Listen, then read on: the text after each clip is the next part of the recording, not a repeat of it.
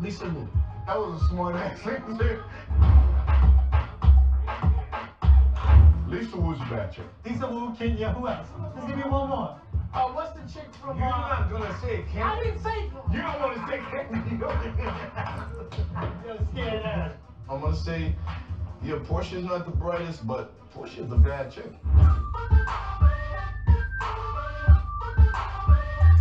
Come on, Brad. Correct. What you got? What you got? I would agree that Lisa Wu was a very nice looking girl.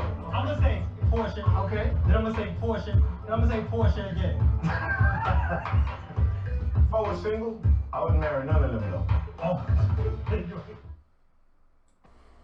Let's talk about Todd and Candy real quick. I can kill two birds with one stone. I wanted to talk about the other part a long time ago. Like, I saw the clip on Hulu years ago. But this situation with Todd and Candy is viral again. Everybody's using it to have their inner circle conversations.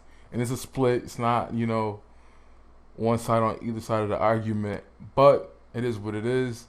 You know what happened. Candy purchased a $100,000 car for her daughter without consulting, air quotes, her husband, who makes less money than her Todd.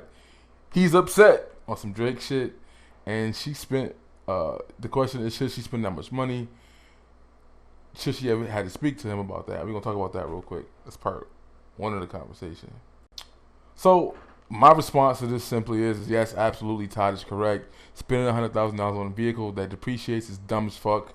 Anybody who spends that much money investing in an appreciated asset, it's just stupid. I don't care how much money you have. It's just dumb. It doesn't make any sense. Todd is 100% correct. But let's keep this real. Todd chose to marry a woman who's worth crazy bread. She owns her own sex toy company. She's an ex, singer and reality show star or whatnot. So she's the one who has the bag in that relationship. And I don't watch the show, but I have seen enough of the interviews on Breakfast Club and other and know that there's the tension. Her mom disrespects the shit out of him. There are times when she pulls her dick out, like what you see right now. She made him sign a prenup, and they talked about that on the Breakfast Club a few years ago. So that's the situation that he's in. And keeping all that into context, you married the man, woman in the house. That's the shit you gotta deal with. It's just that simple. You get with a woman that's the breadwinner. You gotta tuck your nuts in and hold your breath and deal with it. Is that fair? Is that right? Is that normal? I hear men talking about, what about when a man is in the head of the position? How come he can't make those decisions without including his wife? We know all that shit, but it's not the same criteria for men. When women get in that position of power, they pull their dick out the same way men do.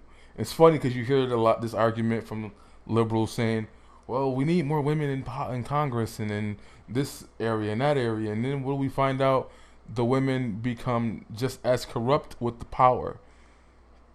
Absolute power is corrupting. And I'm saying, if you're already a piece of shit and then you get the power, you're going to just be worse. But being in that position of power, we find out it's not just a male thing. When we let women in those spaces, they can be just as corrupted too. And I see no difference with the dynamic in who has the breadwinner in the house. And I think women might be a little bit more worse because there's a lack of respect thing when it comes with it and not knowing how to do it. At least men understand they have to let them feel some type of way. They have to let women feel like they're participating when they're not really doing much, or to equalize what he does to what she does at home. Like, men's supposed to fall back and let her have it. Doing it to a guy, though, it looks suspect, it looks soft, it looks moist. I ain't gonna spend too much time on this part, though. But that is what it is. Todd is correct. You should not be doing that. That's just dumb as shit to do that to a kid who's 16 who don't even have a driver's license yet, right? And we wonder why black children, who come from wealthy families don't get to inherit the wealth. I think the number is like 60% of inherited wealth is lost by the third generation, and like crazy numbers by the second. So if you make it there, it's like, that's like when people talk about Trump and whatnot, and I'm just using it for example because everybody talk about that. Like, you can't, they want to undermine the fact that he got the loan from his dad, but then not give him credit for what he built with what he got. And historically, beyond race, most folks lose all the wealth that their parents generated by the third generation. And I might do a separate video about this, but Keeping Up with the Joneses is probably one. I haven't watched this last season of Blackish. It's just too PC now for me. I mean, too social justice warrior. But to me, one of the best episodes was Keeping Up with the Joneses. It was talking about money and how even though they're this affluent family, she's a doctor, he's an advertisement exec, they were still poor and in contact with the rest of their community as far as having all those kids and not making the right investments and him buying the things that he was buying and whatnot. I love that episode because it's real, showing you, you know, just because you have a good income does not mean you can actually translate that into wealth, or that it's like it's automatic. You have to make certain choices to get there. But so yeah, you don't do shit like that. That's just stupid. Like, it doesn't make any sense. He is correct, but he chose to be with her. He knows her personality. He knows the matriarchy he walked into. It is what it is. Stop participating in the matriarchy. And that's gonna bring me to my next segment.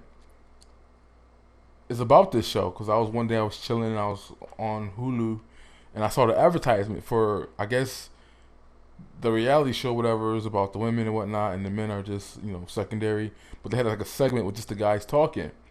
And one thing that bothered me about it is like, it's not a good look, one, that all these black men are with women who are ahead of them breadwinner wise, but it kind of like, it's diminished that these men all had their own lanes. They all had their own thing going, except for one. The light-skinned dude is a drug dealer.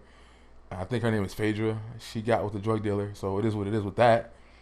But at the end of the day, all these men, black men, were with these women who were ahead of them, despite them not being bums and broke and all that, or dusty dudes, as the term on YouTube now, that all the spoilers and Blackistan and Color Sticks are using now. These men are not that. And I honestly cannot find a clip for the love of me, but the one Nene Leakes chick that looked like Steve Harvey, there was a clip of her on the talk show where she was trying to say why she divorced her husband, and I can't find that shit for nothing no more. Like it's gone from the internet. But her argument on the show was, well, he wasn't making the money no more, and I started making the money, and he couldn't handle that, this and that. I don't think that was what it was. I think what it was is that he was going bankrupt. His company, his business was losing money. She just started making that reality TV money. She didn't want his debtors coming for her, so they divorced and then they remarried later. That's just business. I think rich people do shit like that all the time. But I think that's what it was. I don't think it was none of that feminist bullshit she be promoting and pushing on the show. But I'm gonna play some clips from what happened on that episode and then dive a little deeper.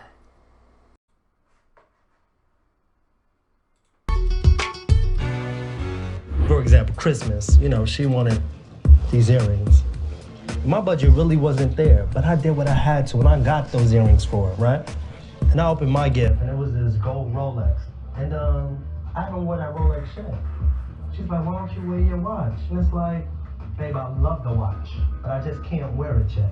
And I don't feel right wearing a $20,000, whatever the watch costs on my wrist, unless I'm doing that type of thing out here. I am kind of sad that you're taking a lot more out-of-town jobs. The thing is, when I'm here, a lot of people are like, well, what is he doing? Is she taking care of him, or? I don't like to take care of nobody. Do y'all feel that way, or is it? No, I really do, because it's just like. That's respect. That's being a man on another level. But like, I got another twist to it. So it's like, after we had Dylan, my wife was like, yo, I want a new car.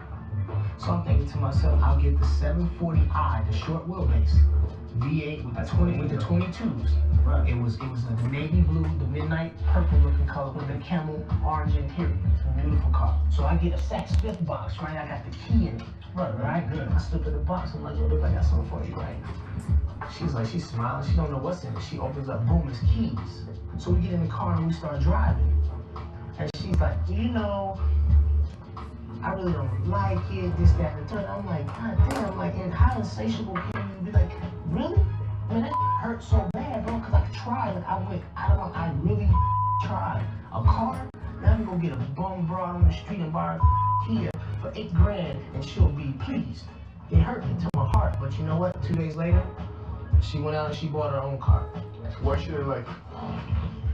I think because Apollo Night bought it.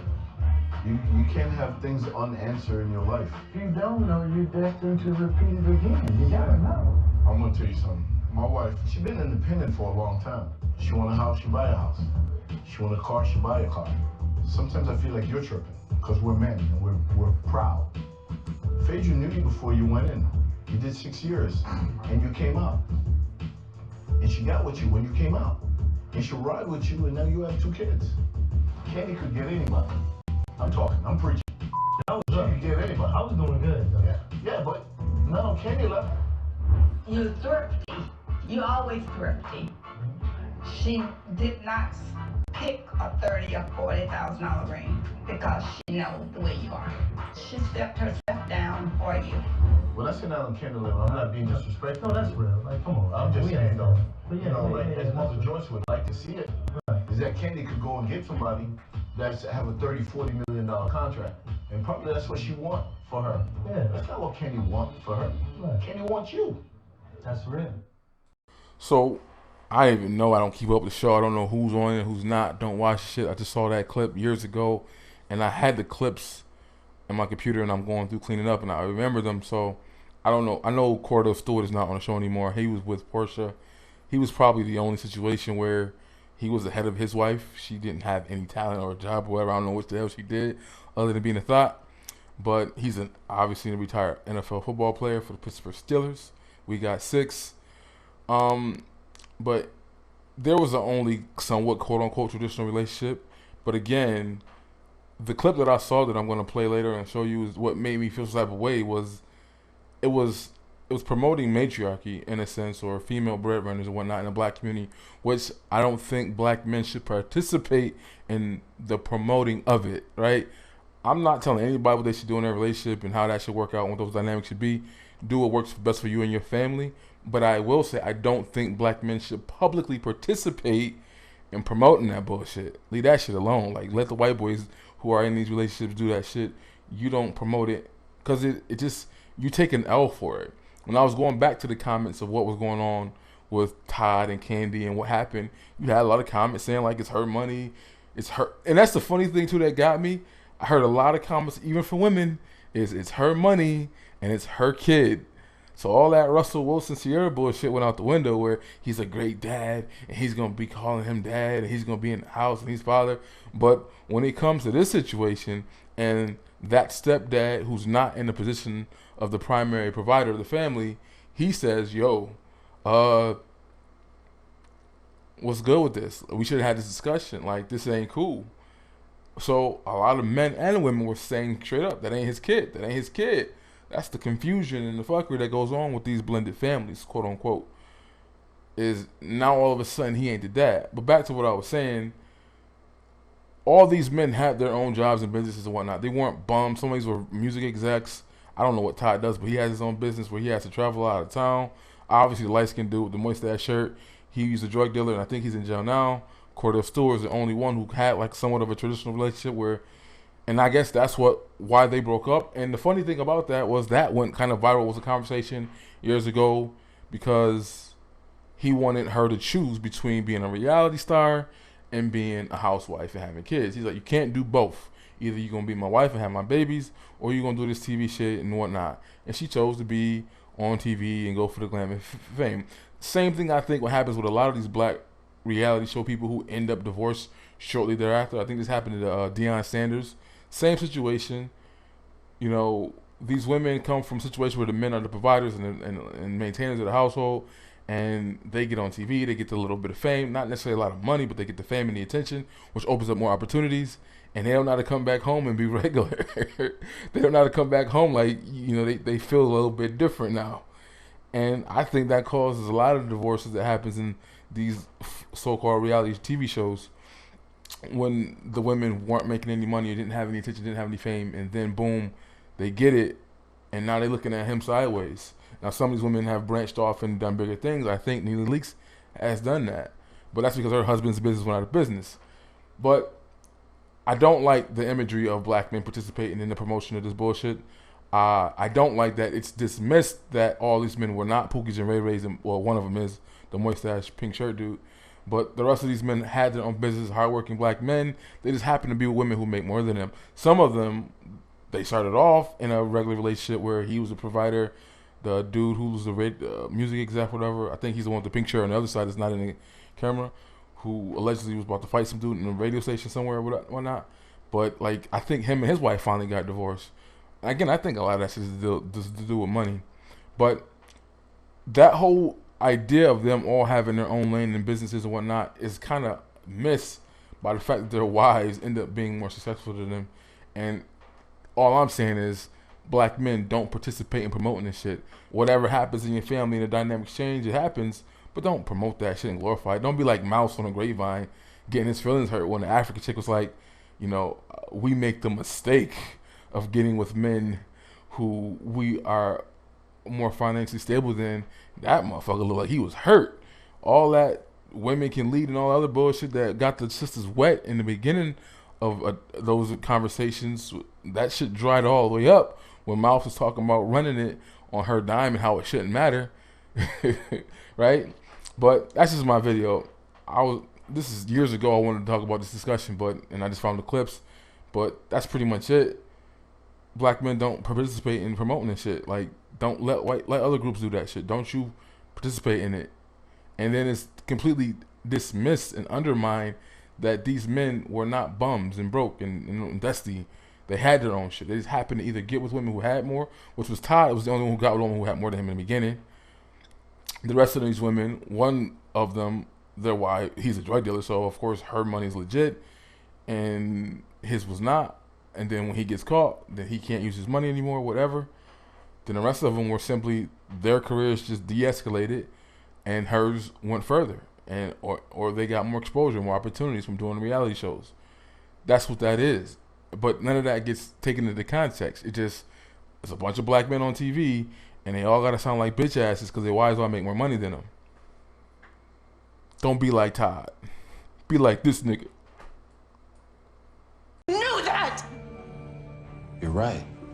I've been taking those injections because I don't want to have children right now, and I've told you that 100 times, and you keep pushing it. I work very hard to provide this life, Madison. I pay the bills. I provide everything. Is that not good enough? Yeah, for you, it's good enough.